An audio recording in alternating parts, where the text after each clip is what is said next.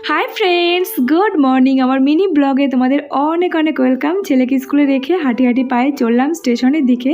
ভেবেছিলাম ট্রেনটা পাবো না, কিন্তু পেয়ে গেছি। ট্রেন থেকে নেমে এখন আমি চলে এসেছি শিমুরালী বিটি কলেজের সামনে। এক জেঠিমার সঙ্গে দেখা, একটু গল্প করে এগিয়ে আসতেই দেখি আর এক দিদি। তো ওই দিদিটার সঙ্গে গল্প করছি, দেখো জানলার ফাঁক দিয়ে দেখা যাচ্ছে দিদি এখন মশলা বাটছে। বাড়িতে এসে দেখি সুকান্ত কম্বলের মধ্যে শুয়ে আছে, মানে এক গ্লাস যে জল তুলে খাবে সেটারও ওর ক্ষমতা নেই। তো জল গরম করে নিয়ে এসেছি, মুখের সামনে দিলাম, তবেই ও খেলো। তারপরে চলে এসেছি রান্নাঘরে, ওদিকে কফি চাপিয়েছি আর একটা খোলা পিঠে ছিল, একটু সর ছিল, বাপের বাড়ি চলে যাবো ভাবলাম সরটা ফেলে দেবো, তো চিনি দিয়ে ওই খোলা পিঠে দিয়ে খেয়ে নিলাম সর রুটির মতো, বেশ ভালোই লাগলো।